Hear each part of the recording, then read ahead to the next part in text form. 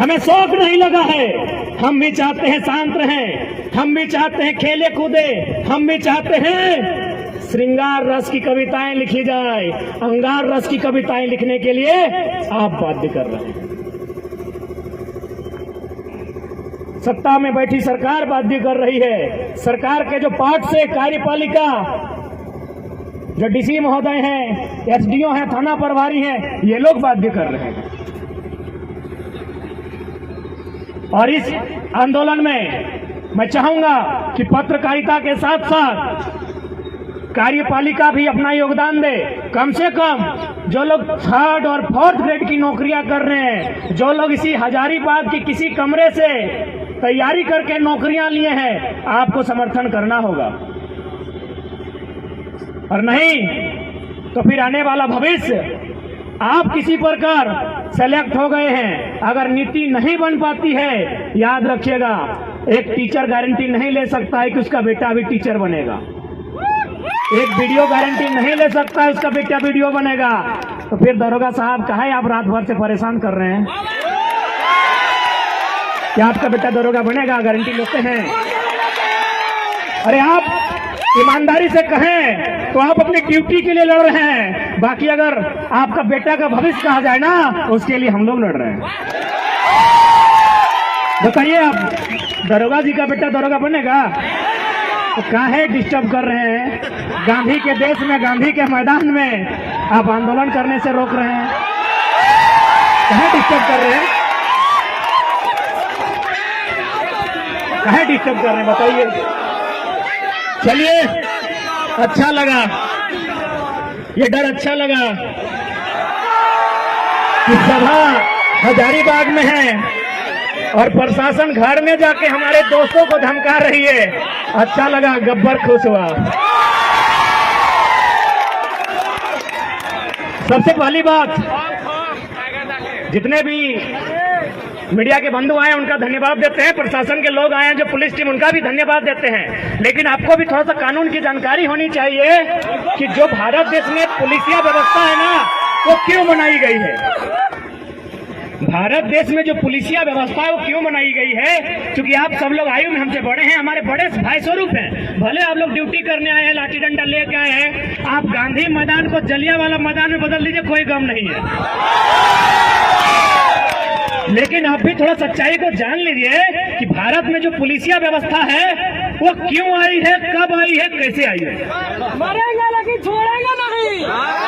भारत देश में पुलिसिया व्यवस्था 1861 में आई है। सबसे पहले 1860 में कानून बना इंडियन पेनल कोड, जो बड़ा बाबू के टेबल में किताब है उसका नाम है इंडियन पेनल कोड। उसे हिंदी में कहेंगे भारतीय दंड संहिता, उर्दू में कहेंगे ताजीरात हिंद और अंग्रेजी में कहेंगे इंडियन पेनल कोड। यह 1860 में आया है। उसके 1 साल बाद और एक कानून आया, अंग्रेज लेके आए। उस कानून का नाम था Indian police act. Indian police act का मतलब था, अंग्रेजों ने टीम बैठाई और अपनी टीम से कहा कि बार बार इंडियन लोग विरोध कर रहे हैं, इनके विरोध को कंट्रोल कैसे किया जाए। बोला देखिए, इंडिया के लोग बहुत गरीब हैं, प्लस आपस में बटे हुए हैं। यदि आप इनके हाथों में एक नौकरी के नाम पर कुछ पैसा थमा दिया जाए तो छोटा भाई खुद बड़ा भाई को पीट देगा। तो बोला देर किस बात की है, क्या किया जाए। तो चलिए कानून बने, उस कानून का नाम रहेगा इंडियन पुलिस एक्ट 1861। और उसमें तय हुआ कि जितने भी हवलदार, जितने भी चपरासी, जितने भी जमादार और जितने भी पुलिसकर्मी होंगे वो 100% हिंदुस्तानी लोग होंगे। उन्हें किसी को ऊपर लेवल का जॉब नहीं दिया जाएगा, जिसे हम लोग ICS कहते हैं। नेताजी बोस ने पास किया था एग्जाम, आपको पता होगा। इंडियन सिविल सर्विस, जिसे आज हम लोग इंडियन एडमिनिस्ट्रेटिव सर्विस कहते हैं और इंडियन पुलिस सर्विस कहते हैं, इंडियन फॉरेन सर्विस कहते हैं, इंडियन रेवेन्यू सर्विस कहते हैं। इसका नाम था इंडियन सिविल सर्विस। यानी इंडियन सिविल सर्विस में इंडियन का ना हो, बाकी इंडियन पुलिस एक्ट में इंडियन से भर देना है। क्या काम होगा कि जब भी कोई किसान, जब भी कोई नौजवान, जब भी कोई छात्र आंदोलन करेगा, इन्हीं इंडियन पुलिस एक्ट 1861 के माध्यम से जो लोग पुलिस बने हैं, इनके हाथों में लाठी थमा के दम भर के पिटाना है। बुरा मत मानिए दरोगा जी, आज भी वही काम हो रहा है। आज भी बिल्कुल हमारे भाई लोग हैं। आज भी एक भाई वर्दी पहन के उधर खड़ा है, एक भाई तैयारी कर रहा है, एक भाई प्रोटेस्ट कर रहा है, एक भाई लाठी से पीट रहा है।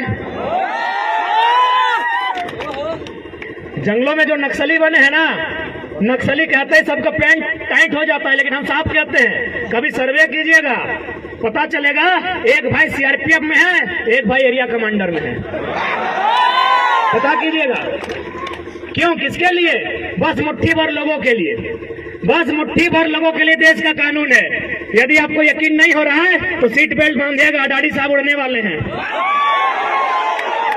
बस मुट्ठी भर लोगों के लिए कानून है इस देश में।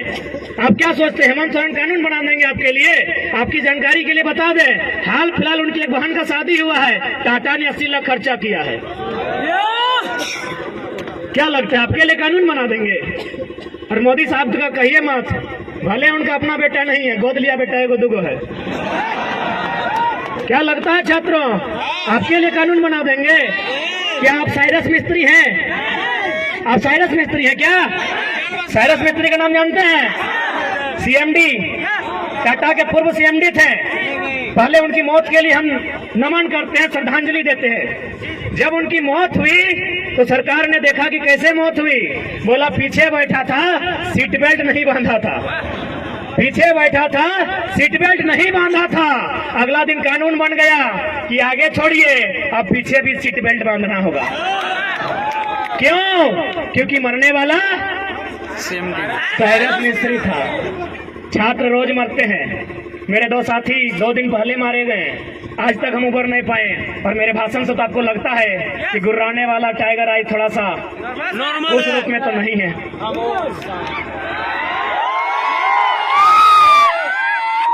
क्या कोई कानून बनेगा?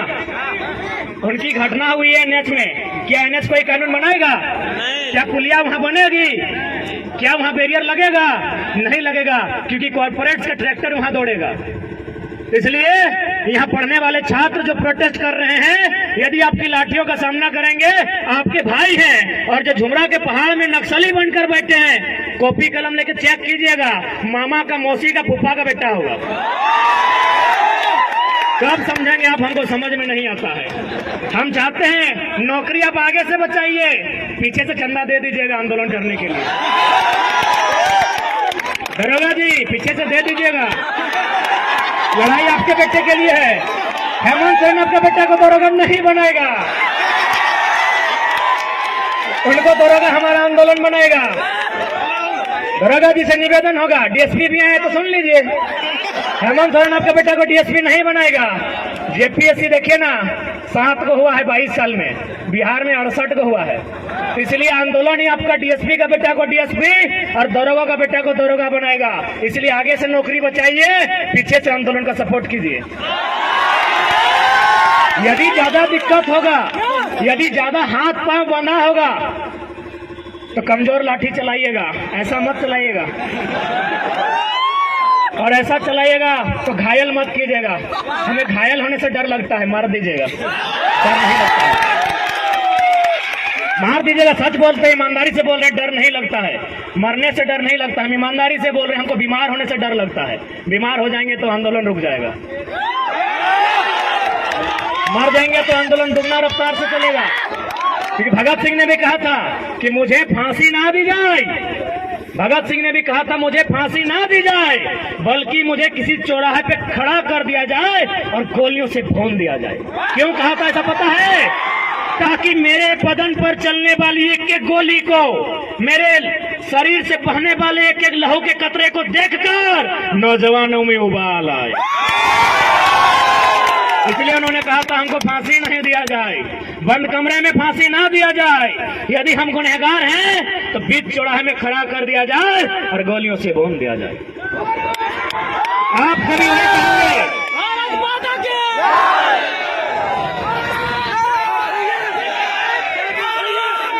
इसलिए आप सभी निवेदन करेंगे, आप ड्यूटी कीजिए, आपकी ड्यूटी का सम्मान करते हैं। हम लोग आंदोलन करते हैं, हमारे आंदोलन का भी कवरेज कीजिए। नहीं तो कुछ नहीं मिलेगा, पैसा बटुआ में नहीं रखे हैं भैया।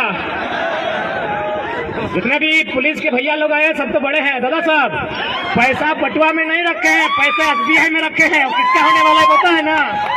तो वही तो लड़ाई लड़ रहे हैं, छात्रों के लिए लड़ाई लड़ रहे हैं, किसानों की बात कर रहे हैं। काहे डिस्टर्ब कर रहे हैं? खैर डिस्टर्ब नहीं होंगे, डिस्टर्ब नहीं होंगे। यहाँ तो माननीय कोर्रा थाना के प्रभारी फोन किए थे। सिंदरी में 12 थाना का पुलिस खड़ी थी। सिंदरी गए थे आंदोलन करने के लिए, वहां के SDPO 12 थाना की पुलिस और 150 जवानों के साथ खड़ी थी। हमने एक ही लाइन कहा कि DSP साहब सामने आइए, अरेस्ट कर लीजिए, लेकिन उससे पहले एक लाइन बता दीजिए, ये जो जमीन आप खड़ा है गांधी मैदान से दुगना जमीन था जहां सभा हो रही थी। बोले ये जमीन हमारे पुरखों की है और इस कंपनी ने 2 रुपया डिसमिल लिया है। क्या आपका बाप का जमीन लिया है? हमने एक लाइन कहा था माननीय DSP साहब को कि DSP साहब उतना मेहनत क्या करते हैं, अरेस्टिंग करना है एकदम आके अरेस्टिंग कीजिए, हम लोग भागेंगे नहीं, लेकिन एक लाइन में उत्तर दीजिए, जिस जमीन में आकर आप खड़े हैं ये हमारी पुरखों की है, इसे 2 रुपया डिसमिल लिया गया है। क्या आपके बाप दादा की जमीन इस तरह ली गई है और उसके बाद भी आपको दिक्कत नहीं है? तो आइए ना, हम तो शमशान घाट में 1 सप्ताह में एक बार मिल जाते हैं। लाइव नहीं देखे वीडियो? क्या राजभवन से लोग देख रहे हैं? सही बोल रहे, राजभवन से देख रहे हैं, क्योंकि 29 तारीख को हम शमशान घाट में थे और विधेयक को वापस करता है कि एगो योद्धा तो घायल है। उन्हें पता नहीं कितना कितना योद्धा बन के तैयार है। उन्हें यह भी नहीं पता कि घायल शेर की सांसें उसके पहाड़ से भी खतरनाक होती है। इसीलिए हमें परेशान ना किया जाए, हमारे हक अधिकार को हमने सामने रख दिया जाए। हम उप तक नहीं कहेंगे, लेकिन यदि हमारे हक अधिकार के बीच कोई टकराएगा, वो टकराने वाला कोई क्यों ना हो, हम वही राड़ माटी के राड़ लोग हैं जिन्होंने अंग्रेज को पेट में 1 नंबर करवा दिया था। इतिहास याद कीजिएगा, हुक्मरान में बैठे लोग 1757 में इंडियन भारत की सरजमी में बैटल ऑफ प्लासी हुई थी, बंगाल के क्षेत्र में। अंग्रेजों के सामने उठा के पटक दिए गए भारत के लोग। ठीक 7 साल बाद 1764 में बैटल ऑफ बक्सर होता है इसी बिहार में। फिर भारत के लोग अंग्रेज के द्वारा पटक दिए जाते हैं, लेकिन जैसे ही वो मानभूमि में आते हैं, चुहार विद्रोह में उनको हम पैंट में 1 नंबर करा देते हैं। हम वही झारखंड के लोग हैं। हमारे अस्तित्व से नहीं टकराइएगा, हमें हमारा इतिहास मत याद दिलाइएगा। हम भी चाहते हैं वसुधैव कुटुंबकम, हम भी चाहते हैं जियो और जीने दो का सिद्धांत, हम भी चाहते हैं नदी नालों में, पर्वत पहाड़ों में, झील झरनों में प्रेम के गीत गाएं युवा, नौकरियां करें, अपना घर बसाए। हम नहीं चाहते इनके हाथों में हथियार हो, हम नहीं चाहते हैं ये विद्रोही बने, हम नहीं चाहते हैं ये बागी बने। लेकिन यदि ऐसा कुछ हुआ तो अगली सरकार झुमरा के पहाड़ में बनेगी। और बस इमेजिन कीजिए, बस कल्पना कीजिए कि यदि सरकार झुमरा के पहाड़ में बन गई तो रूह कांप उठेगी, रूह कांप उठेगी। सपने में यमराज आएंगे। पहले ही कह देते हैं हमें परेशान ना कीजिए। हमने किसी का क्या बिगाड़ा है? हमने अपने जीवन का 5 साल, 10 साल, 15 साल इन लॉजों में दिया है। अरे भाइयों की तो छोड़िए, हमारी बहनें, हमारे गांव की लड़कियां, वे भी अपने भाइयों के कंधे से कंधा मिलाकर अपने गांव की पगडंडियों को छोड़कर आई हैं बाप का सहारा बनने के लिए। कितने शर्म की बात है, आपके पास एक पॉलिसी नहीं है। यही एक केरल राज्य है, अगर आप उस राज्य में चले जाएं, उस राज्य के आंकड़े को उठाएं तो आपको मिलेगा कि वहां की बहन यदि घर का त्याग करती है, वहां की बहन यदि घर छोड़कर बाहर जाती है, या तो मास्टरनी बनती है या तो डॉक्टरनी बनती है। लेकिन हमारे झारखंड में भाइयों की तो छोड़िए, बहनों की बात करते हैं, लड़कियों की, बालिकाओं की बात करते हैं, यदि वो घर छोड़ के जाती है दिल्ली में नौकरानी बनती है। ये हम नहीं कह रहे हैं, ये आंकड़े कह रहे हैं। 7500 की 75,000 हम कंफर्म नहीं हो पा रहे हैं क्योंकि थोड़ा मेंटल डिस्टर्ब है। अगर 7500 ही है तो मान के देखिए, हमारी 7500 बहनें दिल्ली में दाई का काम कर रही है। अभी उस राज्य में जहां कहीं कोयला, जहां कहीं सोना, जहां कहीं अभ्रक, कहीं यूरेनियम, कहीं तांबा, कहीं लोहा, उस राज्य में हमारी बहनें दिल्ली में नौकरानी का काम करती है। कितना शर्म की बात है राज्य सरकार के लिए, कितनी शर्म की बात है इन आईएएस के लिए, जिनको आईएएस नहीं गधा बोला जाए। आपके लिए एक पॉलिसी है, आपके पास एक पॉलिसी नहीं है। और भी तो राज्य हैं, नागपुर में एक आईएएस अधिकारी रहते हैं, झारखंड के हैं। अरे ऐसा मत सोचिए कि हम लोग बच्चा है, बच्चा है, छोटा बच्चा जान समझ के ना टकराना रे। बड़ा लोग भी हम लोग को टेलीफोन करता है। एक खनन अधिकारी है जो आईएएस हैं, रांची के हैं, उनका पोस्टिंग है नागपुर में। उन्होंने हमें टेलीग्राम में वो लेटर भेजा, उसमें शायद एनसीएल या कोई कंपनी है उड़ीसा में और तमिलनाडु में, वो माइनिंग का काम करती है। और माइनिंग सरदार तब लोग समझते हैं पॉलिटेक्निक के स्टूडेंट्स, पॉलिटेक्निक वाले ही माइनिंग सरदार बनते हैं ना। हम लोग तो पीएचडी के हैं, हम लोग टेक्निक में गए नहीं, इसीलिए आप बताइएगा। माइनिंग सरदार की पोस्ट आई है, कहाँ? तमिलनाडु में और उड़ीसा में। क्या लिखा है पता है? कि वही माइनिंग सरदार बनेगा जो उड़ीसा में उड़िया भाषा का ज्ञान रखता हो और तमिलनाडु में तमिल भाषा का ज्ञान रखता हो।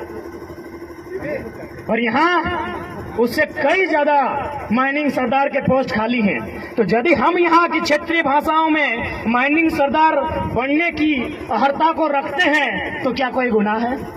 क्या कोई पाप है? एक आईएएस अधिकारी ने लेटर भेजा है, यदि आप कहें तो हम लोग आपको फॉरवर्ड कर सकते हैं। मीडिया के लोग हैं, उनके सामने पेपर कटिंग दिखा सकते हैं।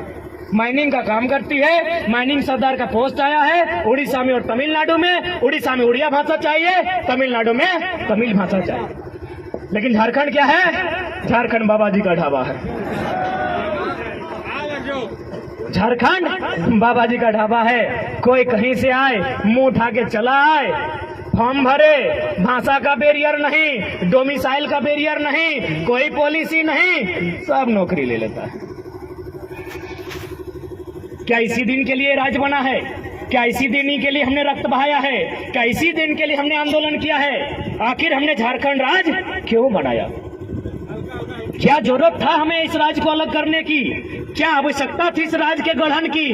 क्या आवश्यकता थी इस राज्य को बनाने की? एक ही आवश्यकता थी कि दबे कुचले लोग, जिन्हें अधिकार नहीं मिल रहा है, जो किरण से, विकास की किरण से कोसों दूर है, उन युवाओं को आगे आने का अवसर मिलेगा।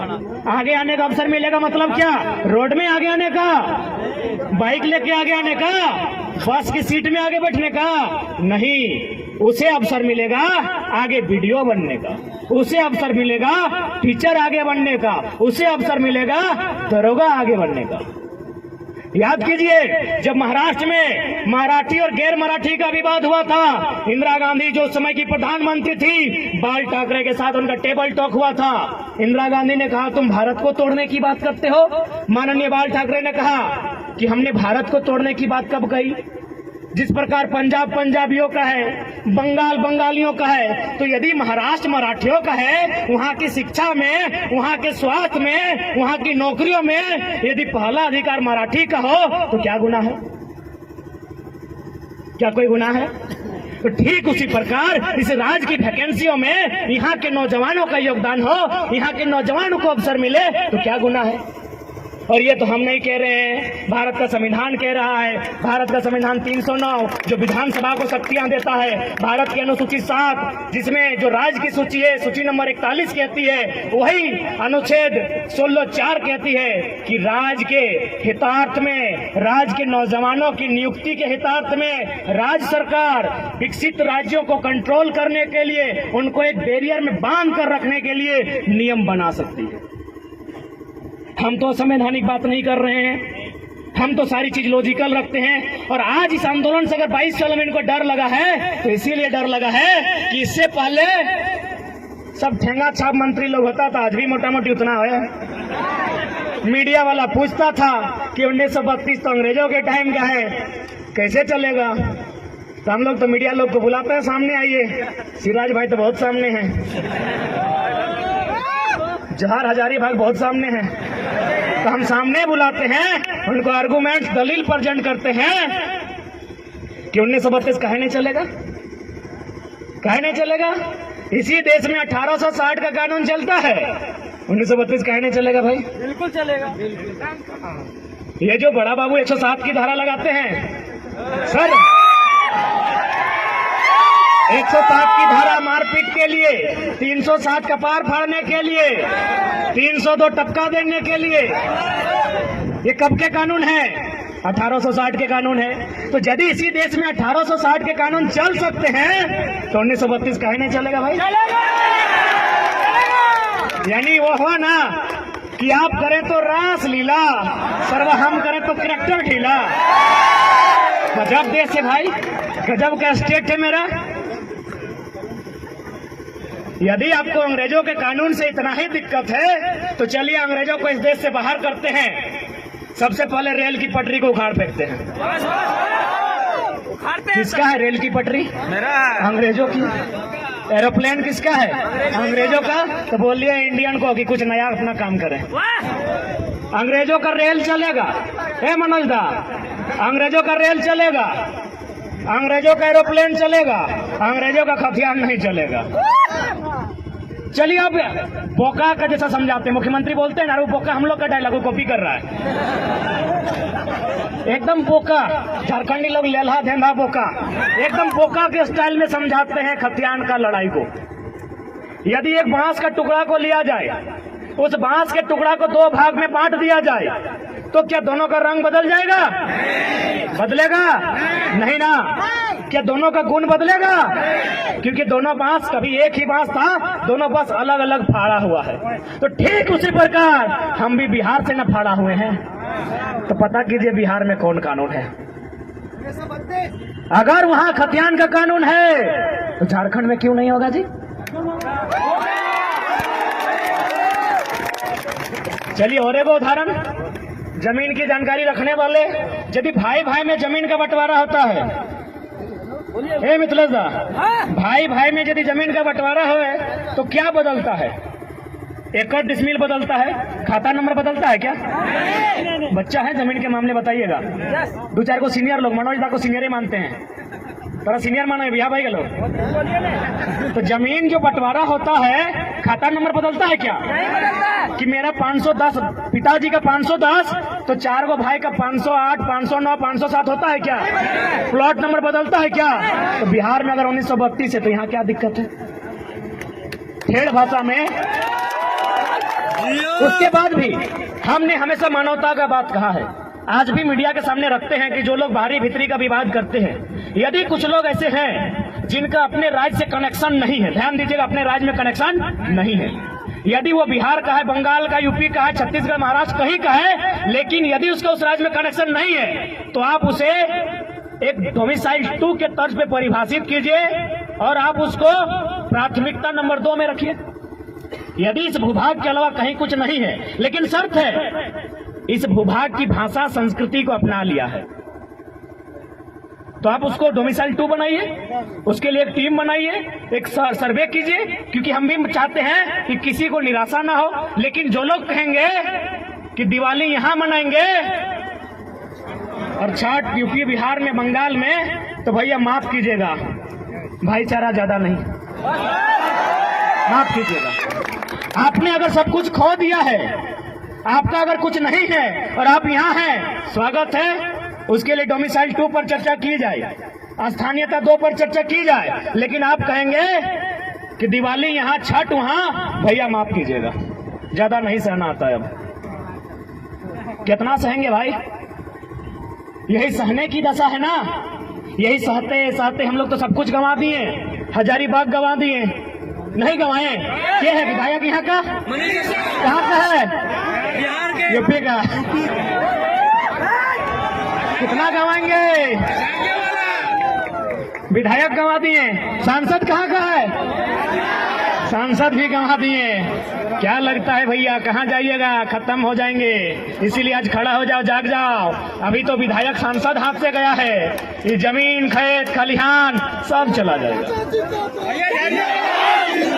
और क्या लगता है आपको कि भला करने के लिए विधायक बनाया क्या? पता कीजिए, झारखंड का सबसे अमीर विधायक में मनीषवा आता है।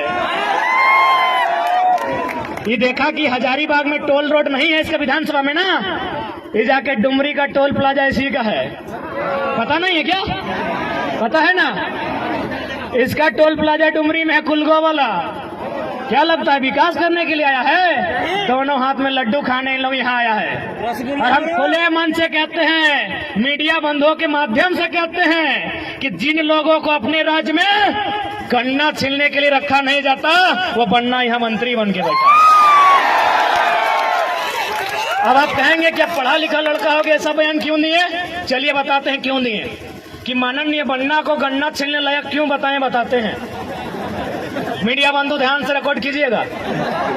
माननीय बन्ना जी, मंत्री है, थोड़ा जी लगा देते हैं। माननीय मंत्री बन्ना जी जो हमारे झारखंड में अतिक्रमणकारी हैं, जैसे भारत के लिए विदेशी लोग आक्रमणकारी थे, वो हमारे राज्य के लिए आक्रमणकारी हैं। वे एक फंक्शन में गए थे स्टूडेंट के बीच, पटमदा क्षेत्र में। क्या भाषण दिया पता है? माननीय मंत्री ने भाषण दिया है। क्या भाषण दिया पता है?